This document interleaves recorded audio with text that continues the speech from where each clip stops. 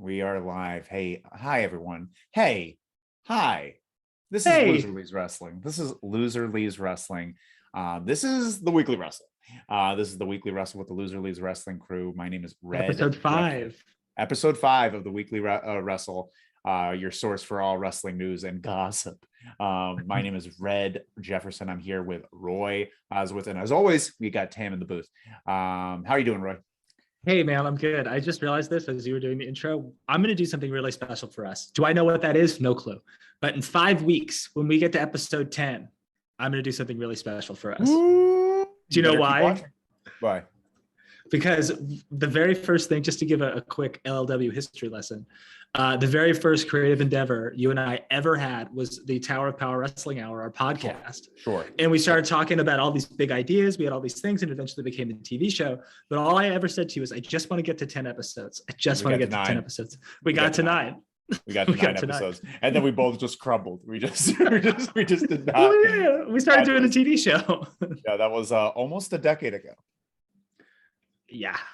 That was in 2012? 13? The end of 2013. Yeah. No? Okay, so it's not a decade ago. It's almost there. Yeah, we're getting there. We're getting there.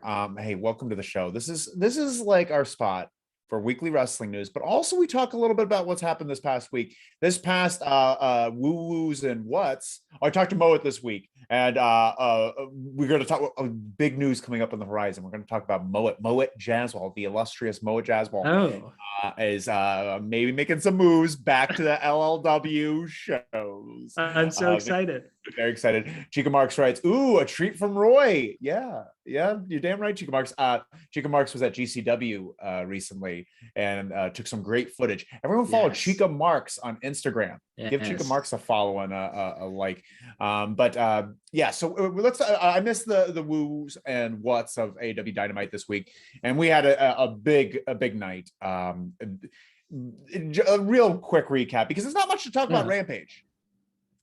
Yeah, I mean, we'll dive into Rampage. I think the couple of there's some fun things to talk about, but not a lot of stuff to deep dive on, but just some fun little things. But something that you and John Buseman. Thank you so much, John Buseman, for jumping in at the last second there. Very good work.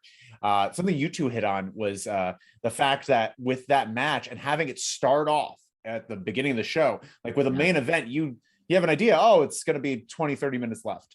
But like you had no idea when this match was going to end. So it probably built a lot of the excitement. When did you realize that it was going to go to a draw? When did you realize it's going the full time? I didn't know it was going to go to a draw until the bell rang. There was a part of me that believed that like Hangman was going to beat him at like 59, 57. I didn't. But then there was a part, if you remember in the match, like I was talking about this, I think on the show, when Danielson was going for the little bell lock and he kind of had it locked in. And then he started doing the forearms to the head. That's when I put my hands over my head because I thought Danielson was going to win. I thought he was going to knock him out because he had been doing that. That's basically how he's been defeating his opponents, by just slugging them either with his feet or with his arms or whatever. So I really didn't know it was going to go 60 until the bell rang. Yeah.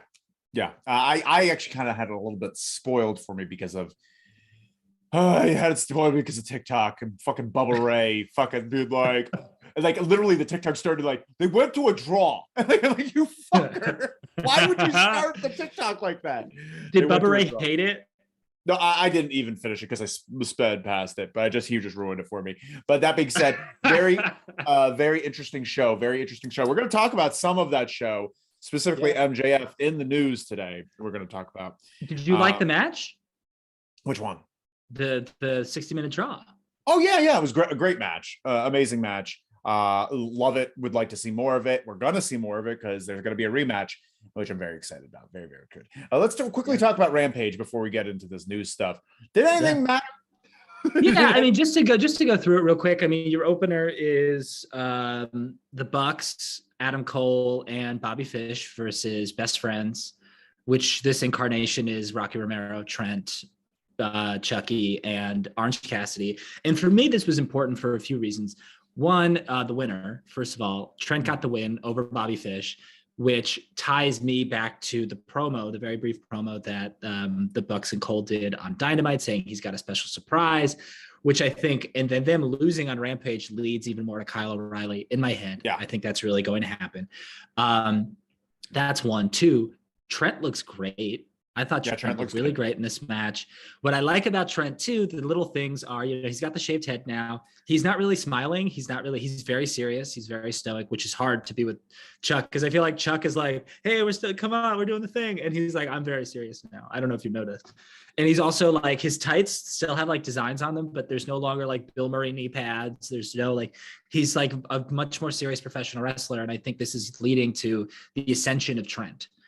Tony Khan has said before that he loves Trent and that he sees Trent as a superstar. And I think this is the start of it. I'm excited for it. I'm so pleased to like the Best Friends again. Because honestly, I did not like them at all since Trent left. Trent went away for his neck injury. And honestly, Chuck without Trent is not good. Orange Cassidy doesn't fit that role. No, does not fit that role. Very excited to have Trent back. Very excited for that. And he does get the win, which is good. I'm excited to see the hugs again. I'm excited for this to continue. Next up, we had Tyconte versus Penelope Ford. Well, before that, we also had Dan Lambert in the ring with.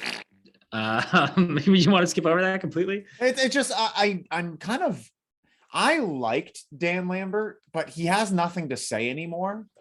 I feel like the crowd is getting in his head. And he's becoming less effective because they just drown him out. And he looks like he's flustered. No? He did look a little flustered this time. He did. Apollonia was watching the show with me, and Apollonia's comment was, that man's mouth is very small, which is very funny. I don't know. I thought it was fine. I'm only bringing it up because it happened on the show, and we just want to talk about the things on the show. I think it's funny that Cody is somehow going to sort of be paired with them now in a feud, because they're really just trying to find the people who get the most heat in the company, and they're trying to pair all of them with Cody. Let's actually talk about Cody cheered. Real quick though, I watched with Hannah yesterday, the show, and real quick about the first match, she likes the Young Bucks because she likes synchronicity. She likes synchronized. Oh, sure. So she likes that. But that was that. Scorpio Sky, she says, has a stupid name, but she liked his sweater. But Dan Lambert with Cody pairing is very interesting because, like you said, they're pairing, but the crowd just doesn't care, and it shows each time. And it's you could tell each time he's trying to smile off, he's trying to do the John Cena thing. He's just like, what are you gonna do? He comes out and they're just booing. What are you gonna do? He's smiling now, and it hurts. When he grabbed the mic away from him, he was expecting a big pop. Nope.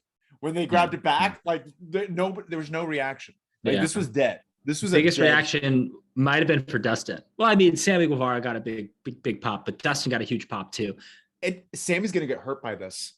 Sammy is going to get hurt by this. Sammy and Cody pairing is only going to hurt. Their matchup is going to be fine, and Sammy's going to be cheered out of the roof, and Cody's going to be booed. But them pairing together in a match does not help. And it's very Chris Jericho MJF, just attach yourself to something that's hot in order to get it attached to you, make it feel special, Yeah, I'd be curious to see what happens. Next week's in Greensboro, and Dusty and Jim Crockett Promotions and all of that. So maybe Cody gets cheered. Cody's going to lean really hard into the American Dream, and he's going to do some Dusty thing. Like, he's going to lean really hard into it to try to get cheered. But we'll see what happens. I think it's interesting. But next my match. Partner was very disappointed by the neck tattoo. Very disappointed. Who isn't? Everyone is. His partner's disappointed by the neck tattoo. Yeah, she's pretty disappointed by it too. She's pretty disappointed. And make sure you let us know how you're doing out in YouTube world. We heard from Chico Marks. We need to hear from all you, each one of you. Come let us know how you're doing. Come hang out. And what else do we have today? Like we said, we had Tyconte and Penelope. Tyconte, which my takeaway from that match, I had a few, but like a big one is like Penelope Ford has just become like a good professional wrestler. Like when she first started in AEW, she was mostly a valet, had done some wrestling, but she's really made a lot of waves, and she did some good submission holds, and the match had like a pretty good flow to it. Was I like also, creating the graphic for today's show while watching it? Yes. So was I paying like super, super close attention? No. But what I saw, I really enjoyed, and I thought this match was good. How did you feel about it? It just felt clunky to me. I think both of them have the ability to be good, but like they're just too fresh. Like they need, like, honestly, what Ty needs more than anything is to be with like veteran wrestlers. Have her have a feud with Serena Deeb. Why isn't that happening? With Thunder Rosa, or bring in Mercedes Martinez. Let us have her. Yeah. She could really do some damage here. Same thing with Penelope Ford. She just needs someone to polish her up, because like it was clunky. Like they're like, the thing is like the singular spots in it were fine. Everything leading up to it is just like there's moments where they're unsure, there's hesitation, they're kind of waiting for each other a lot. Like and you have to just go. You can't wait for the spot. Hit them. Hit them if they're not doing the thing you want them to do. They have to realize that like it's not just about the like, it's everything in between. It's all the connecting pieces that get you to the next move, Yeah, I think that's a really good point. I think that's a really, really, really good point. And I think of Nikki Bella, which is like a very funny thing to bring up, but I think of Nikki Bella because she was the first person, man or woman, that I watched wrestle like on WWE television, where I was like, oh, like, you're very good at this move in this spot, and you're good at these things, but why do your matches not feel good? It's because she didn't like all the things, the glue that like ties everything together. Like she was never good at like the cohesive flow of a match. And that's what everybody needs to work on. And that, because she's an athlete, that's why she can do the other things. But like that comes from reps, reps with people where you make mistakes and you flub up and then you have to recover. And that type of stuff happens from reps. But like, and from working with experienced people that'll do it and show you, that like when you fuck up, they'll start doing something like, oh, that's what you're supposed to do when someone else fucks up, but there's that. What else did we have on that show? There was a quick video package for Ruby Soho, Nyla Rose. And the reason I bring that up is because Apollonia was mostly silent while I was watching the show, but they perked up and they were like, that was very good. They liked that video package a lot. And they both did. Yeah, I think they both did a good job there. That match is on Wednesday. It should be good. Like we've talked about before, Ruby Soho's at her best against an opponent that's bigger and stronger. So it should be good. And then they made the quick announcement of the Owen Heart Cup, which I think we'll talk about more in detail. We are going to talk about later. Okay. And then the main event, which was the 10-man tag. The most notable thing of this was the winner was that Eddie Kingston's team lost, which tells me that it's going to go on a little bit longer, which I'm okay with. I think all these people should continue doing what they're doing. I'm just happy to get a schoolboy finish. I'm excited to get a surprise finish. Like there are no like surprise finishes in AEW where someone kind of gets a quick roll up. I'm very excited for that. I like that. Yeah. I felt good about the match for the most part. I thought it was fun. I just thought it was good. I thought it was a good time. And then we got the Jungle Boy Luchasaurus tease with the Lucha Brothers. And that should be good. And then the whole theory there is that Christian's going to turn on Jungle Boy, cost them the match, which will then begin the ascent of Jungle Boy. Christian takes out, Jungle Boy takes out Christian, and then, so on and so forth. Real quick, we got Tony in the chat saying boom. Thank you so much, Tony, for that boom. And make sure to hit boom on that like button. We got a note from our producer. Yes, sir. Thank you so much, Tim, for reminding us to be professional. Hit the like button underneath us. Let us know that you care. You don't have to do a lot. Just press the like button. It doesn't cost you anything. It doesn't cost you anything. Thank you, Tony. Thank you, Chica Marks. And they hit it. Someone hit it. I bless all of you. Bless all of you. So one thing I thought of, and I thought was really interesting. I had an idea. Because I was listening to, of course, Jim Cornette, because I'm an idiot. Chica Marks writes, Tony's here. Woo! We're all excited. But he mentioned that Tully is not necessarily a good fit for FTR anymore. And and they're trying to think of a manager to replace Tully for that kind of group to kind of match their energy, but also kind of, one of them would be great. Get Christian with FTR. Take Christian away from Jungle Boy and Luchasaurus, which makes no sense. Have him be with them. He makes so much more sense. His talking style, have him be a heel, where he's the heel manager for these two, and then he kind of gets the rub. He kind of treats them like henchmen. But like he's making it like, oh, you guys are the tag team, and I'm behind you. But like then he keeps needling forward, using them. I think that would be a great thing. Tony wrote, I want Kyle to show up for Cole and Fish soon, sweet Tony. Yeah, soon. I think they're not going to do it on Rampage. They're just not going to do it on Rampage. I thought about that too. I was like, oh, maybe he's going to show up on Friday, but then it's taped. But I think we might get 3 debuts on Wednesday. 3? There might be three people who debut. I think. Okay. I think Kyle debuts with them, and then they get into a fight with the Best Friends, and then Gargano debuts to help Best Friends because Chuck and Gargano have a long history together. Mm-hmm. And then in the Malachi Black match, Brody King is going to debut as a member of the House of Black. Very exciting. That's a foregone conclusion. That is good. Very excited for that. And that's a part of my news. You're just getting into news territory. Oh, sorry. Well, here we go. Let's do it. Territory. And by the way, if you haven't liked the button already, or if you already have, switch over to a different account and press like. Just keep switching accounts and just keep pressing like. We're going to appreciate that. Should we get into the news, Royster? Yes. I just have to. I just spilled some tea. So yeah, let's get into the news. I'll get in the news. I'll get it set up. I'm ready. Is that your typewriter sound?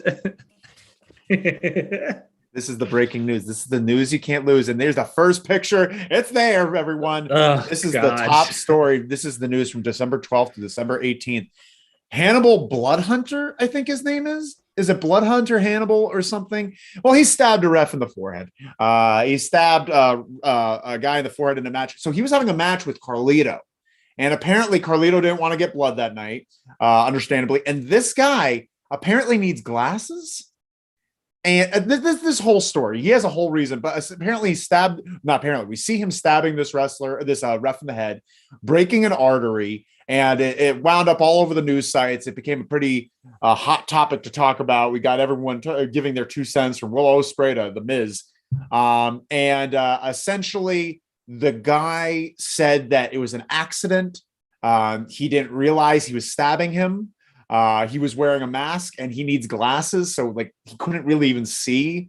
And the ref wasn't giving him any real signs of like, I need help. There's a problem. And you saw the ref blade. The ref definitely bladed and he hid the blade in his pocket afterward. But then the spike hits started, what are your thoughts on this?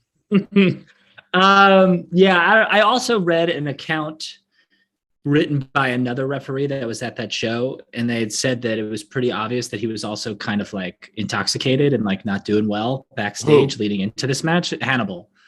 Hannibal was drunk because according to the referee, this report that I read, and he was like kind of stumbling around, and he was also like late getting to his entrance, like no one could find him backstage. And the referee told Carlito ahead of time, like, hey, this guy's, and Carlito's a pro and like handled it well. And then this thing happened. It's interesting because like, are you familiar with this guy? Hannibal? Yeah. Not real quick though, Tam, could you hit the next slide? I want to show you the ref's forehead. I was going to ask if you, but no, I'm not familiar with the guy. So he's a shoot interview guy, right? So he was a wrestler for a long time. And is essentially bitter because he got a WWE contract and then got it rescinded because he wrestled Abdullah the Butcher. You don't know this? This is and he's the one that got HIV? No, he's the one that got Hep C. He didn't get HIV. Hep C. Yeah, that's brutal. And he got his contract rescinded because of it. So he sued Abdullah the Butcher and then got money from Abdullah. But he's since created like a shoot like he does shoot interviews on YouTube. He's done with Sid and Vince Russo and like all these different people. And it's really just kind of him being angry and kind of bitter towards wrestling. And I guess I didn't even know he still wrestled. But yeah, I mean, so my general feeling of him overall, he's also really angry that Kevin Owens wrestles with a shirt on. He really hates that. Because I think they're also from the same territory, like they're from the same like part of Canada, and they came up, around the same time together.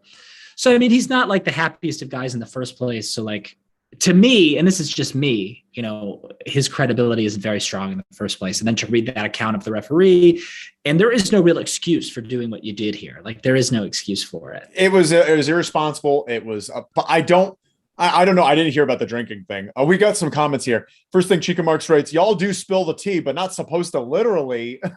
Royster.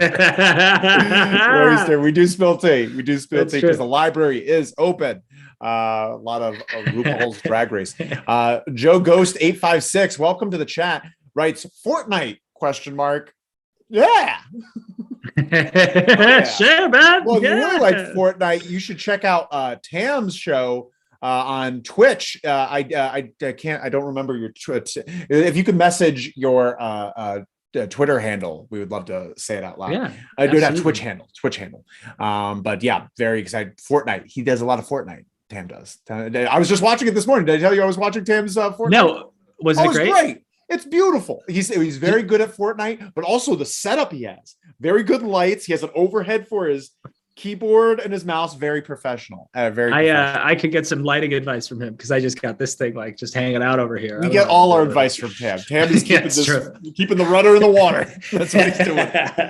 But this is Lando Del Toro is the ref's name, and we wish him well. We wish him well. He busts an artery in his head, which is pretty rough. Yeah, pretty rough. He had 8 staples, something like that, just across your forehead. It's crazy. It's crazy. It's nuts. It's dangerous. Very dangerous. We do not condone. Next slide, Tam, we're going to move on to some very important news. There is with AEW, they're doing the Owen Heart Cup.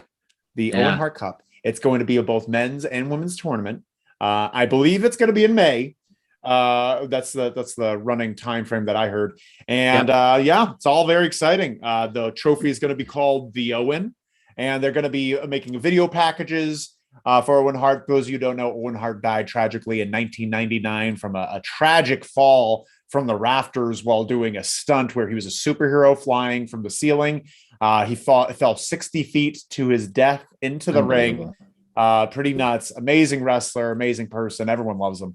And now Martha Hart has finally found it to allow his name to be used in a professional wrestling sense, which is very exciting. They're going to make a video package with a lot of his footage from new NJPW. Yeah, that's all they have access to. Yeah, but that's pretty fucking cool. Yeah, very cool. Never seen. I've seen him make him with Brett and the Sharpshooter a million times. I haven't seen what he's done in NJPW. Yeah. It's very cool. It's really awesome. It's kind of a shame because if I was Martha, I also wouldn't want to use any of the footage of him in the WWF either. But like they also own all the footage to Calgary, to Stampede, and I wish that they had access to some of the Stampede footage. But the New Japan stuff is very cool. That's very exciting. And props to Rocky Romero for brokering that deal. It was Rocky who brokered that deal. Who knows if WWE has find some goodwill in them, just be like, here, charge free. Here's some Stampede footage. And I do wonder though if Martha would even want that. Yeah, I'm sure she'd want to see some as long as I think in her brain it's just like I don't want WWE to make money off of my husband anymore. Absolutely. That's what the Hall of Fame would be. That's what merchandise would be. That's what DVDs would be. WWE ended up making money, but this is something. I think the proceeds are going to the Owen Hart Foundation. I'm not sure what that foundation does. Do you know what that foundation does? Not off the top of my head. I think it has to do with educating youth. I think. Yeah. I think it does a lot of things, actually. I think it does multiple things. It does a lot of things, actually. Very excited for that. You excited for this Owen Hart Cup?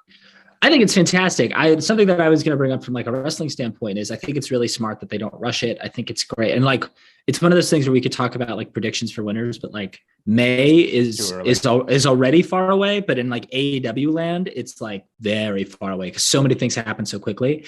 But I think it's really exciting because that last crop of releases, all of those people are going to be free of their 90 days in February. So we could be seeing in this tournament, we could see a Keith Lee, we could see a Shane Strickland, like we could see these people, which would just make the tournament even more special. So I do hope Bret Hart's somehow a part of this as well.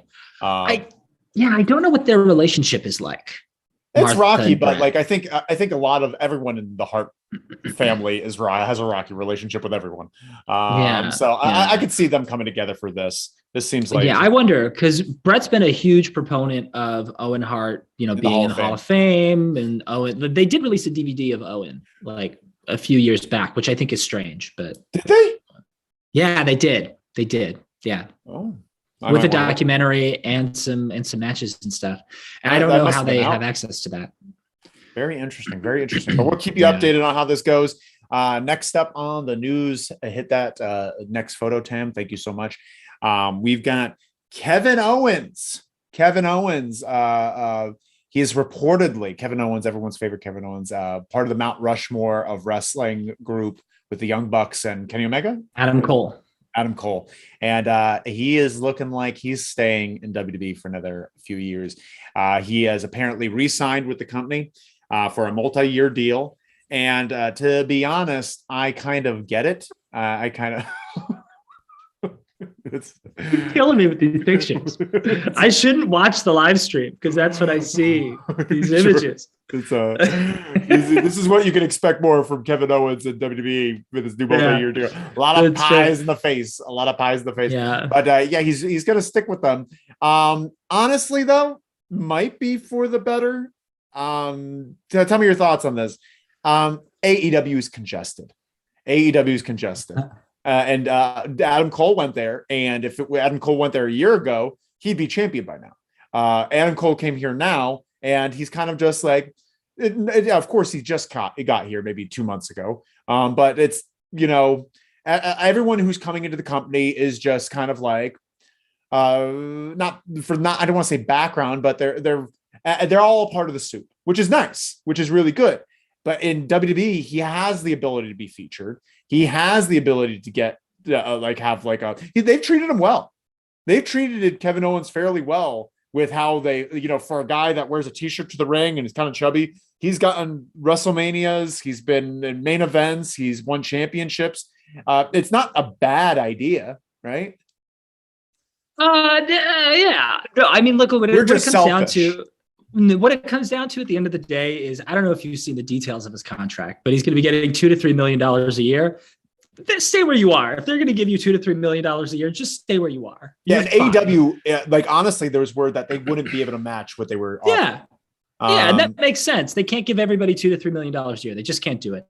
And the difference between an Adam Cole, a Malachi Black, and Andrade, like the difference between Adam Cole, Malachi, Andrade, and Kevin Owens is that Owens has already been a champion. Yeah. He's had main event feuds. He's been successful for a while now. Like he's in a place. He's big money. He's already big money. He's already making big money. Right. So it's like, it is what it is. They also say like, he cares about his family more than anything else. And that's great. That's fantastic. Like, go for it. Andrade and Charlotte aren't dating anymore. Like Andrade's a single man and Malachi just got married and Adam Cole's dating, his girlfriend is in AEW. So like from a family and personal life perspective, it makes sense for them to do that. But like, the thing that's really interesting, if you go back to it, and it's on all of the Cabana episodes, I probably bring up the Art of Wrestling at least once a week on our shows because it's been that big of an influence on me. But if you listen to Kevin Steen's last appearance on the Art of Wrestling, this was before he got a contract. This was before everything. And he was basically, it's a bummer episode because he's like, I'm never going to sign. Like they're never going to want someone like me. It's never going to happen. I've plateaued. Like this is as much as I'm going to get is Ring of Honor and PWG. Like I'm never going to get more than that. And I'm pretty much over it. Like I don't want to do this anymore, but like I have to, this is all I know. So to go from that in like 2013, 2012, something like that to where he is now, it's incredible. It's absolutely incredible. It's the best. And I'm happy for him. We're LLW is very happy for him. Absolutely. Loser Leaves Wrestling is very happy. Tony writes in the chat, who did it? With no context to that question. I'm going to guess it's like a clue question. I'm going to guess so I'm going to say Colonel Mustard with the butt plug and Carlitos Cabana. That's what I'm going to say. I'm going to say it was Colonel Mustard with the butt plug and Carlitos Cabana. You remember that guy who would go to the ring with Carlito like early on in his run? Just like the big, was his name Jesus? Yeah, he beat up John Cena a few times.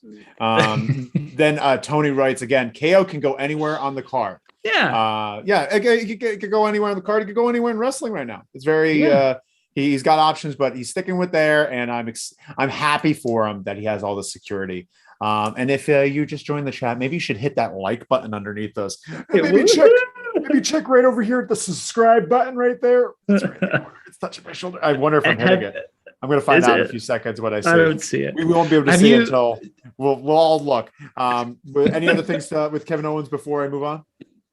Is Sami Zayn in your notes as well? Oh, that's Sami next one. Next slide there, Dan. Sami Zayn looks to be also staying with WWE. And I did it. If you look there, you see me pointing to the graphic. Do you see it? I'm pointing directly to subscribe. I'm pointing directly to the subscribe. Yeah, I was very excited. But yeah, Sami Zayn is also reportedly sticking with the WWE.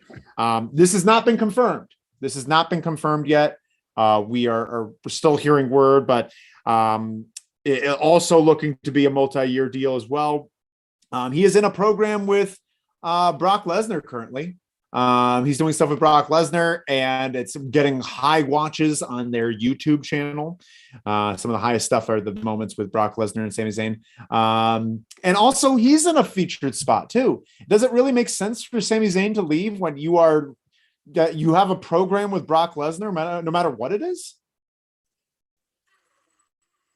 I feel a little differently about Sami Zayn than I do about Kevin Owens, but I also feel similarly in the sense of like, again, knowing what I know about Sami Zayn based on interviews and his Twitter, et cetera, is that like this guy's just like loving life. Like every new city he goes to, he's just like finding the best vegan cuisine and he's just excited to eat it. And then he shows up, cuts some dumb promo, takes an F5, goes home, and he just banks all this money. Like, again, he's seen main roster success kind of much less than Kevin Owens, but like he in this heel angle has like really kind of wedged himself into a role of some kind. He's like a better brand new role.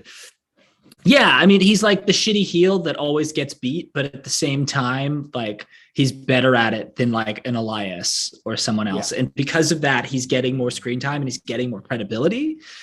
Would I love to see him in AEW? Maybe even more than Kevin Owens, because then he could kind of do, I've always dreamt of them doing like a El Generico, but then also a Sami Zayn, then like who's who, and like kind of going back and forth between, and they could tell the story about El Generico. There's so many fun things that they could do. And I think, again, based on what I've heard, he would probably enjoy doing that. But like his best friend in the world still works there. He just re-signed a contract. So he's got his friend. And he's got his thing. I think he's fine. He's got his thing. And we're happy for Sami Zayn. Stick with the money. Stick with the money. And honestly, what are you going to do? Go to AEW and then have to talk for Jungle Boy and Luchasaurus? Is that what you want to do with your life? Is that what you want to do? Take it easy. Is that how you want to live the rest of your career? You're wrong. Not me. First of all, you're wrong. Second of all, the other thing to think about, though, again, you want the Young Bucks to kiss you on the cheek? Is that what you want? Yes. Kisses from Young Bucks? I don't. Not Young Bucks. Not the Young Bucks. I'll take a hug from the best friends. Sure. I think the other thing to think about too here is that Adam Cole, Andrade, Malachi, I think all of these guys are a few years younger. Sami Zayn and Kevin Owens have been around longer. I mean, they're both in their late 30s and they have an opportunity to make $2 to $3 million a year. Like, yeah, go ahead and make that money. Make it. Yeah, it's true. It's true. Well, we're going to move on to the next spot here. Next slide there, Tam. We've got some news here. AEW has reportedly signed Brody King. So Malachi Black recently on the most recent episode of Dynamite, he spit in someone's face and he's just like, no, you're part of it.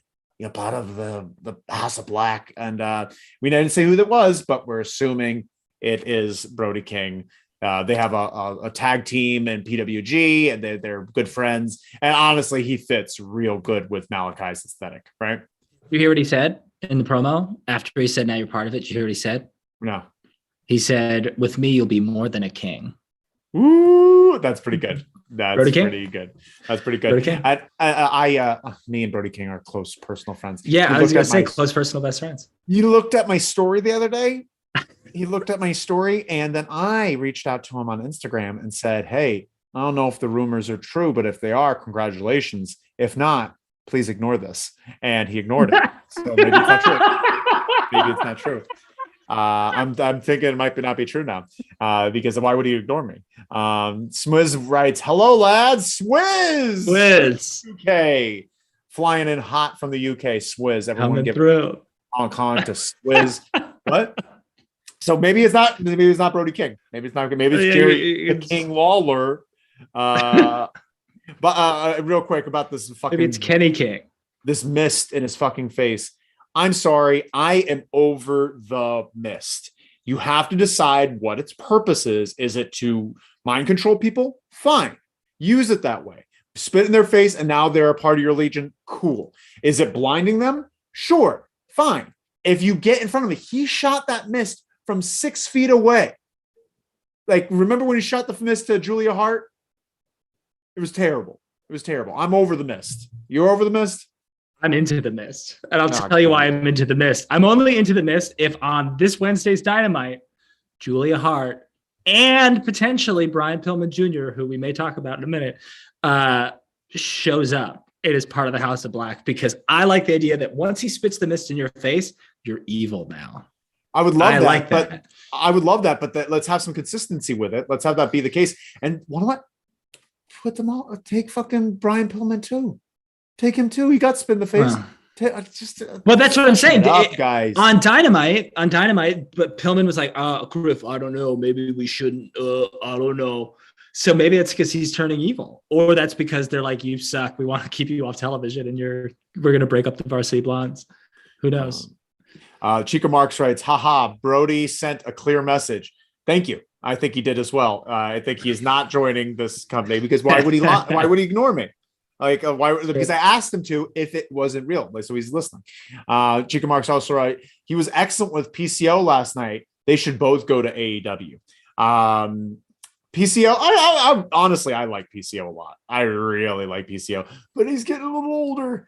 He's getting a little long in the tooth. There's an insurance risk there when you get a guy PCO's age who's going to do flips over the top rope onto the hardwood floor with no padding. Some of the footage that Chica Marks shot of Brody Lee, like because Brody King, PCO was like losing energy, he was getting tired, and then Brody started chopping his heart to get it to really start like pumping up stuff, and that, which is fun, which is a lot of fun. We got to move on. We got to get out of here because we got some more important things to talk about.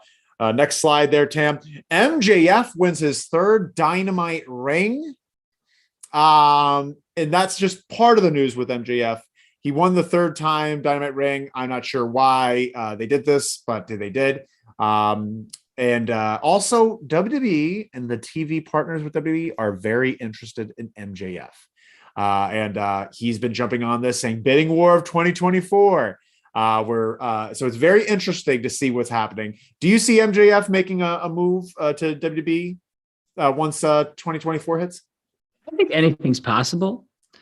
I think if the money's right, he'll stay in AEW. I think at the heart of it, he is like a big giant nerd, like wrestling fan, and would probably want to stay in a place where he can probably make more of an impact. And I think AEW will ultimately be that place for him. But the money's got to be right. I think they're going to throw, $4 to $5 million a year at him. The WWE. You think they're going to throw $4 to $5 million for a new guy? If he continues to do what he's doing, they're desperate to steal someone away from AEW, they absolutely will. Yes. And the thing about it is recently he has been the biggest ratings difference for AEW. When he comes on television, people are tuning in. So the proof is in the pudding there. And it's not like AEW is going to recognize that he's going to be really valuable and WWE is going to steal him. So they're going to stop booking him. That's not who they are. They're just going to keep building and building and building. And he's only going to get bigger and bigger. So yeah. I agree. I think, but very excited to see this news. Chica Marks writes just about PCO again. PCO was flying into the crowd but I didn't get any videos of that. Well, probably because you're trying to escape with your life. This 67-year-old man just jumped out of the ring and he's trying to kill himself. Don't get in the way of that. We got to get out of here because we have my favorite topic of the day. Next slide there, Tam. I put a GIF here, so let's see if it works. Hook, his t-shirts are selling. Hook is the #1 t-shirt in AEW right now, and all it says is Hook. It says is he beat CM Punk, who's been holding the top since August 20th. This is pretty cool stuff. Not a great t-shirt though. I like it. It just says Hook. Yeah, I'd rather something else. Oh, yeah, I guess the GIF wouldn't work, understandably. It was him just chewing and kind of like mugging with the camera. It was pretty dumb. He's wrestling on next week's Rampage. Yeah, let's talk about that. That was my next part. Why are you mad about this? Bear Bronson. I really like Bear Country. This is Hook's second match. Presumably, he's going to get the win. Why are they putting Bear Bronson in a singles match against him? This is something down the line. Why aren't they just making Bear Country a legitimate threat team? They're huge. They're amazing. They look great. They're believable. Why are they doing this? Why would they do this? Why would they have him in that match? That's a good question. What's the point of that kind of booking? What, like to show that Hook could take on a bigger guy? Have him take on someone else. Have him take on another big guy. Have him beat Lance Archer. Give him Billy Gunn. We'll talk about Billy Gunn later. Are we? Oh, good. Yeah. Hook is going to be facing Bear Bronson next week on Rampage, is it? Yeah, on Rampage. Yeah, Christmas night. A Christmas night. Is Dynamite Rampage. this week? Dynamite is this week. Yeah. On Wednesday? On Wednesday. And then Rampage has been moved to Saturday at 8 o'clock Central, 9 p.m. Eastern. Swizz is on my side. Swizz says, wish they did something better with the Bear people. They've got a much different look. It's true. Actually, they should be called Bear People. I think that's very funny. Rather than Bear Country, it should be Bear People. Oh, and Tam has gotten up the GIF. Do you see the GIF? Tam. Crushed it, Tam. Thank you. Oh my God. Thank you so much, Tam. I really appreciate that. Excellent work. And that's a very funny look. Very funny. That's money. Him doing those facial expressions and him just kind of like turning his back to the opponent. God, we're all big fans of Hook here. We're all pro Hook. Thank you so much, Tam. That was great work. Clutch work. Moving on, the next slide here. We got Darius Martin. Darius Martin, brother of Dante Martin. This is, I don't know, even know why this is in the news, but he's getting better. And he's been at the AEW tapings this entire time. And hopefully we're going to see him soon. Do you think, would you be pissed if you're Darius and just all the, like, just terrible timing, right? Terrible. I don't know. I'd be curious to see I read somewhere that like Darius is going to get like completely buried, because Dante is like coming to his own in such a way, but we haven't even seen what Darius can do. A brother, though they were saying that he's going to be the Marty Jannetty and Dante's going to be the Shawn Michaels. It may not be that. It really may not. I mean, Darius was Airwolf in MLW before Dante was legally allowed to wrestle. And so he's got some experience. He's also super athletic and super talented. Like, I'm banking on Darius, Dante, and Leo. That's what I'm banking on. But don't you think that, like, I don't know, Dante's so hot right now, like putting him in a tag team with his brother is a step back from where they positioned him right now. It is a step back. And all honestly, like, it's just, his brother just kind of missed out. Let's all wait and see. Because I don't know, man. I think, you put those two in the ring with, I don't know. Some type of, some like hot heel tag team. Like, you put them against FTR one week, and then suddenly, like, let's say, even if they lose, but they have an incredible match with FTR, suddenly they're both on the same level and they're ready to go. They are a future tag team. They are the future tag team champions, I think, in my opinion. I mean, Dante's great. Don't get me wrong. But, like, Dante's lacking a little bit in personality. He doesn't have a ton of personality. Who does he remind me of? I was trying to think. I actually had a really good combo of people that I mixed up with. It was... I'll come back to it. It was a very good combo. He's like a less punchable Ricochet. Like even a young Ricochet, he's like you want to punch Ricochet him and in the face. Eraserhead had a baby. That was it. Ricochet and Eraserhead had a baby. You're very right about Ricochet. He is very Ricochet-ish. But like even young Ricochet, just like the way he kind of carries himself, it's like very cocky, and I want to hate him, but you love him because of all the amazing things he can do. Darius Martin, just like even in the ring, he radiates like this humble energy of like, I'm just happy to be here, man. Thank you so much. This is great. Oh, you all cheering for me? You don't need to cheer for me. Come on. That's like in my head. That's who Dante Martin is. Hear this hot take from Swizz. Unless he referring to Darius, unless he comes in and goes heel against Dante and Leo Rush, could join Team Taz or something like that. That's interesting. Swizz then says, but depends on if he's any good. I've never seen him wrestle. I have no doubt that he's probably a good wrestler, but like in order to kind of pull that off, you would have to have a personality.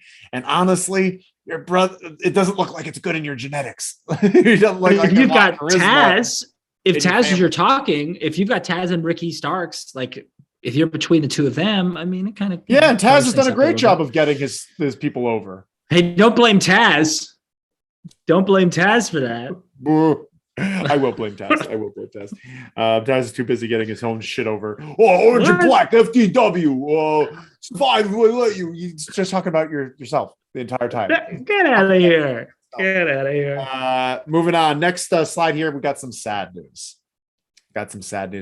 Indie wrestling darling Jimmy Rave passed away this week at the age of 39. Woo! Jimmy Rave started in 1999, made his name in Ring of Honor and TNA, but also in Combat Zone Wrestling. I think he did some GCW things in the early days. 39 years old. Earlier this year, he had an infection in his leg where both his legs were amputated. And then just recently, I think there was complications with that, which caused him to pass away. Did you know much about Jimmy Rave before all this? He was someone whose name I heard a lot. You know, I knew the Rock and Rave Infection, which was Lance Hoyt and Jimmy Rave in TNA with their Guitar Hero guitars. And Christy Hemme, I think, was their valet. He was a Georgia guy. I think he was like an NWA Wildside guy, which means like that period of time and that company also produced AJ Styles and Abyss. I think he was. I'm not 100% sure on that. And he was like one of the early like Ring of Honor guys. He was an early staple of Ring of Honor. He was in, I think it's the Embassy was the name of their group. It was him. Prince Nana was their manager who just made an appearance. The day that he passed away, Prince Nana made his first AEW appearance on Dark Elevation. But it was him. It was Alex Shelley and somebody else. So, I mean, he'd been around forever. He'd done a million things. But I can't say I've seen like a ton of his matches. I mean, I've definitely seen some Rock and Rave Infection matches. Sure. And I've seen some like random Ring of Honor stuff, but I haven't seen a ton of them. You know, it's a sad story, you know. Let's everyone go out of the way today, and watch one Jimmy Rave match. Jimmy Rave match. We're all going to go to YouTube and we're going to watch one Jimmy Rave match. And then we're going to post it. I don't know. Just watch it. I'll find something. I'll post it on our Twitter. Smash that like button. When you watch it, smash that like button, but also make sure to smash our like button right there. Yeah. Well, I also like, I'll do some research and I can on the like button. LLW Twitter, I'll post a Jimmy Rave match. I think another thing that if you can't find a match, another thing to add, I haven't done this yet because it's heavy, but Jericho. Ironically enough, Chris Jericho interviewed Jimmy Rave like 3 months ago in October for his podcast. Yeah, to help promote his GoFundMe and let people know about it. So Jericho's genuinely was trying to help him raise money. And then it just so happens that the episode had always been planned to be released this Friday, and it ended up being the last interview Jimmy Rave ever did. So maybe listen to that too to get a feel for who he is and, you know, where he came from and all of that. Let's support anything with Jimmy Rave. Let's while we keep it on this this picture here, because you've mentioned Chris Jericho. I do have some that I didn't write in the news, some Chris Jericho news. Chris Jericho, first thing he's copywriting, trademarking his Painmaker gimmick. Great.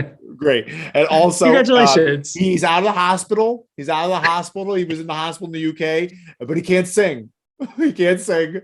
They told him not to finish the tour singing, but he's going to finish the tour. But it's going to be like this fan experience each one now. So it's instead of having music at these Fozzy tour, it's going to be like a meet and greet. Like a Q&A with Chris Jericho. Just give them the money back. Yeah. Just give them their money back, Chris Jericho. Jeez, that's a way to salvage the money you were making on that tour. Yeah. That's what it Good was. job. It's not like, oh, I want to give back to the fans. Like, I don't want to lose money on this tour that I booked. But that's that. Let's go on to the next slide here. Now we got a veteran grappler, Nick Dinsmore, also known as Eugene. Eugene is going on a real quick. Smiz writes, it's a miracle. I don't know if you're referring to Chris Jericho not being able to sing, or hope he's okay. Yeah. We do hope Jericho is able to sing once more. But we're talking about what are we talking? Nick Dinsmore, also known as Eugene. He's going on a Eugene retirement tour. So I don't know if he's retiring, but the Eugene character is going to retire. Yeah, it's about time. I have mixed feelings on Eugene because the first thing, Nick Dinsmore is a great wrestler. Nick Dinsmore is a great wrestler. And for the gimmick, for those of you who don't know, in the late 2006, 7, 8, 9. I thought it was 2005. I guess it started then. Bischoff was still around. Bischoff left in 2005. It's Bischoff's nephew, Eugene, in storyline. Yeah. And he's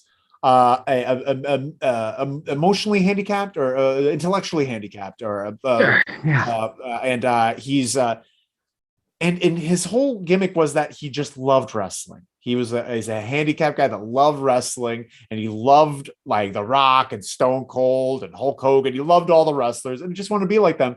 But he was an underground great wrestler. He was just having fun in the ring, but he was having fun in the ring. But like he'd always catch people in something because he was a good wrestler. That was like his thing. And really? Like, oh yeah, he won a lot of his matches. He won a lot of his matches because people always underestimated him. That was the gimmick. Like they'd be like, "Oh, this guy doesn't." Triple H. Yeah, he'd beat Triple H. He'd beat a lot of wrestlers. And he'd like use the Stone Cold Stunner and the Rock Bottom and the People's Elbow. And I could understand how this is an offensive gimmick for some people, but sure. I honestly thought that this gimmick was handled in a pretty good way, where he was never made to be an idiot as much as he was made to be like, don't underestimate him. And he did have a huge following, like the Make-A-Wish Foundation. Like he did a lot of Make-A-Wishes as Eugene, because people looked up to this character. They looked up to this character. And I don't know. What are your thoughts on the Eugene character? What's your favorite Eugene moment? I honestly, I'd have to go back, and I was a very passive wrestling fan at this period of time. Similar to our buddy S, I was also checked out of wrestling around this time because the WWE was getting so carried away. I knew Eugene existed, and I remember Eugene having a match with Triple H and having a match with Kurt Angle, and he wrestled these people. But yeah, I don't remember too much. I think Eugene were Eugene and William Regal tag team champions. I think so. I think so. And honestly, I like Nick Dinsmore. He's a great wrestler. I always had an idea that, well, I don't want to share my idea because it ruins the entire moment. But that being said, hey, what? Great job, Nick Dinsmore, and great job, Eugene, for giving some hope. Some hope. You're like, I don't agree, but yeah. Yeah, let's say what's next? Keep it going. All right, we'll get out of here. Next slide there, Tam. This is interesting. Man reportedly sneaks into AEW locker room, posed as an extra. So this is getting dangerous now. So this fan pretends he's an extra to security, and they're just like, oh yeah, you could go back there. And he goes in the backstage and he sits down in a chair, and that's Dax Hardwood's chair. And they're like, could you get out? That's Dax Hardwood's chair. And he gets up and he moves over to the Blades chair. And they're just like, could you not sit in the Blades chair? And you put up the gift. We're having fun today. Thank you so much. So he does that, and then they're like, oh, who are you? Like, you're an extra? And he's just like, yeah, I'm a wrestler being trained by Jeff Hardy. And then we're just like, Jeff Hardy? Jeff Hardy doesn't train shit. Yeah, Yeah, and they all like realized like that's full of shit that Jeff Hardy traded this guy, and then MJF and Dax Harwood kicked him out of the locker room. What are your this is your first time hearing this? Yeah, I hadn't heard this. It's really funny. It's really funny. I mean, it's dangerous. These people sneaking into these shows, it's fucking dangerous. Like, it's all dangerous. But also, like, the one person not to fuck with is Dax Harwood. Like, yeah. What? I'll stick his fucking thumb in your eye. You see what he did to the guy who attacked Bret Hart? Yeah. So I don't know. I think it's kind of funny. Oh, Jeff Hardy trade me. Oh, shut up. I think it's funny. He was sitting in the chair, putting on armbands the way Jeff Hardy does. Make the fucking stockings. Is that true? Yeah. We're having fun today. And thank you to MJF and Dax for keeping the locker room safe, keeping everyone safe. And I got one more news story of the day. One more news story, which is also a discussion point that I want to talk to you. Next slide there, Tim. Yeah. Mike Chioda recently did an interview talking about the spat between Shane McMahon and Triple H. Did you read about this? No, I haven't read about this. Talking about the rift that's been growing within the family. He's talked about how earlier days of WWE or his time in WWE, like the McMahons were like super tight, airtight, like Linda, Stephanie, Shane. They were all like super close with each other. And McMahon's two rules that he had for his kids: no wrestling, no dating wrestlers. That was his two rules. Understandable rules. I wouldn't want my children anywhere near the wrestlers, especially of that time frame. They're still carny folk at this time. Oh yeah, in like the mid 90s. Early to mid 90s. I would definitely not want any carnies near my children, and that's what I would refer to them as. But Shane kind of broke it by becoming a wrestler. But then Stephanie started dating Triple H, and apparently Shane confronted Triple H, being like, "You can't date my sister. She's not supposed to date wrestlers." And that's the start of the rift. And when they started becoming more of a thing, and Triple H started getting more of a say, it grew this big resentment from Shane, being like, "Oh no, he's not a part of the group. He's not a part of the clan," and that's what slowly caused the drama. Hold on one second. Everything you're saying right now is what Mike Chioda is saying. Yeah. Okay. You're not like giving me the background to what Mike Chioda said. This is what Mike Chioda is talking about. Yeah, this is what Mike Chioda is talking about. Okay. All right. This makes sense now. Okay. So this is all Mike Chioda. Take it for what it's worth, but I believe it. And so it's interesting. Imagine if he didn't have that kind of stance to Triple H. Would Shane be running the company right now? What does the company look like if Shane was never left for that period of time? I think this is all really interesting because a few reasons. I don't know if I fully believe this because I think it was probably Vince's idea. I think it was Vince and Shane together, but I think Vince was definitely like, "Yeah, you should be a wrestler, pal." Like, because this would heighten the drama and help us with ratings. I think Vince had all these ideas of like, "You're not going to date wrestlers. You're not going to be a wrestler. We're going to keep you away from all of this." Like Shane married a woman, his current wife. I mean, I think they met because she was like working in marketing for the WWE, and he's like, "Yeah, it's perfect." Like she works in marketing, but she's from the family. I know. That's what I'm saying. Like Vince is like into that. He's like, "Great." Like I think they married in like 1996, and he's like, "Great." Like someone who gets what we do but doesn't do what we do. Perfect. But I think Vince probably had all of those ideas and all those rules, and then he started losing. And then he was desperate to turn the company around, and then it started taking off like a rocket. And he's like, "I'm going to do whatever it takes to keep this rocket going," and then all bets are off after that. But everything else, I believe the whole Shane and Triple H thing. I feel like we've heard for years that they hate each other. So this all makes sense. Makes a lot of sense. I can't wait for Conrad Thompson to grab Shane and be like, "Let's do it, bro. Let's fucking do a podcast, dig up all the dirt." I don't know if it's ever going to happen because McMahons are tight-lipped. But also at the end of the day, everybody got fucked over. Everybody, like Triple H got fucked over. Triple H did? As officially, I mean, from Triple H got fucked over? From a creative standpoint, he worked all this time in NXT and they were like, "Oh, you have a heart problem. You just had surgery. You're gone. We're going to completely tear away everything you ever did. And this is what it is now." That's exactly what happened. And Shane got fucked over more than anybody because Shane got fucked over. Triple H is living a cushy life as an executive. Sure, he works until his eyes bleed, I get it. They all do. But that being said, I just feel for Shane McMahon. I wish I would love to see the world that Shane McMahon would have helped create than the one that we're currently in.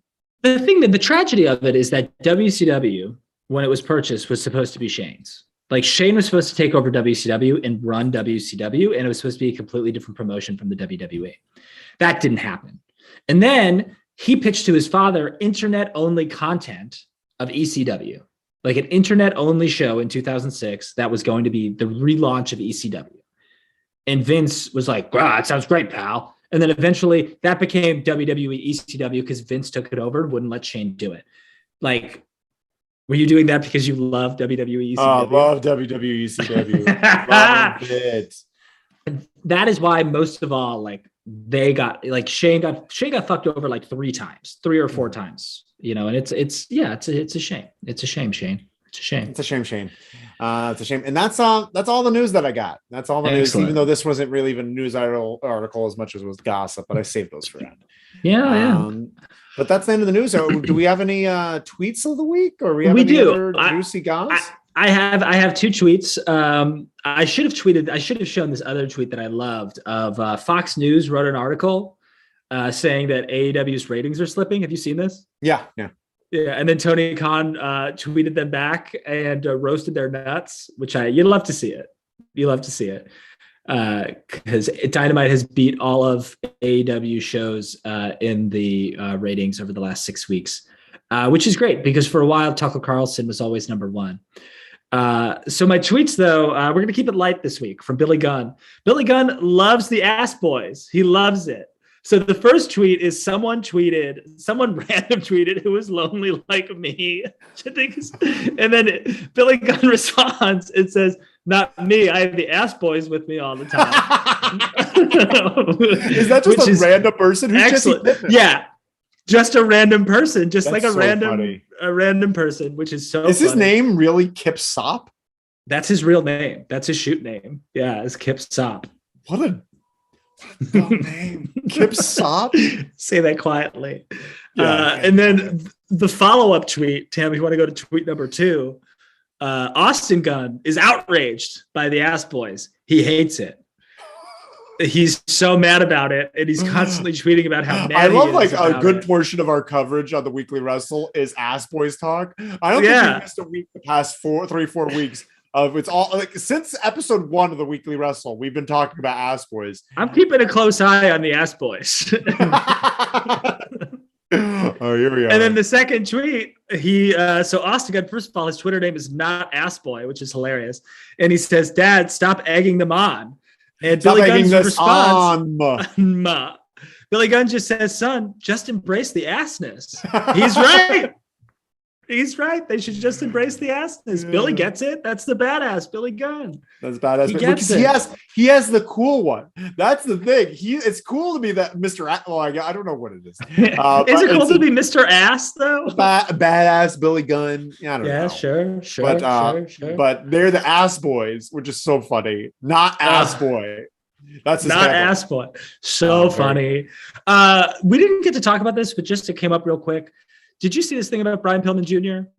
What about him? He was wearing a cancel culture sweatshirt, and he was like, "Yeah!" He was like, took a picture with it. Cancel culture. Yeah. He had that sweatshirt on. The thing is, I honestly think of him as a very man child, real stupid. I don't think of him as a very smart person. So like, yeah, nothing about him. I don't hate Brian Pillman Jr. I just think he's a very dim-witted. Yeah. I got some, I don't know. I think it's complicated. I think everyone has their own individual life experiences, but based on what we know about his, it would be hard for it's hard for him to, I don't know. Well, if you're going to bring it down, sure. I guess. I'm just saying I don't know, be more open to other people's experiences and them speaking out about them. If you also went through some culture T-shirt, I'm sure if we looked at his history, his search history, it'd be pretty rough. Honestly, he's like, I could see him with a Viking helmet storming the Capitol. I could see it. That mullet. Yeah. All right. Well, I was trying to think of a way to bring it back up, but I don't know if there is. So, Boom. We did a great job today. This has been a real bunch of fun. This has been Loser Lee's Wrestling this is the weekly wrestle. And it's really weekly blowing wrestle. Up. It's the weekly wrestle, and it's blowing up all over the place. Please make sure to smash all the buttons below. Worldwide. Smash that button right there. Just smash away. I love Nick Jackson's Macho Mans that he does. I love his little Macho Man show offs that he does. I think they're Nick fantastic. Jackson. Yeah, Nick Jackson. We're falling off. Perfect. This entire show is falling off the wheels. We can't even get back. We're talking about the Young Bucks like they have their people. Thank you all so much. They are. Loser Lee's Wrestling. Follow us on Twitter. Send us some emails. We got a lovely email from S, and we hope S watches us. We love you, S. We love you, S. We really appreciate everything about you. Email. And yeah, let us know everything you need to do. loserleespod@gmail.com, Loser Lee's Wrestling on Twitter, on Instagram, and on TikTok. Thank you all so much. My name is Red. I'm here with. Are we going to be back Wednesday for the woo-woo-woos and what's to the AEW? Oh, we're going to be back. Yeah, we're going to be back. We're going to be back for the woo-woo-woos and I'm sorry. We'll talk about it. Okay, thank you all so much. Have a great one. And bye. Thanks, Tam. Bye. Thank you, Tam. Goodbye. Thanks, everyone. Thanks for liking it. Thanks for liking the show. Thank you so much for liking. Keep liking the show. Go on other accounts, like them. Keep liking. Just keep throwing those likes on. Chica Mark says they're like their people. Haha, Red. Oh man. Oh. Bye. Are we still doing it? I don't know. Bye. Ole.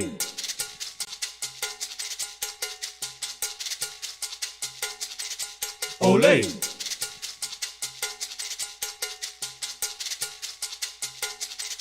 Ole.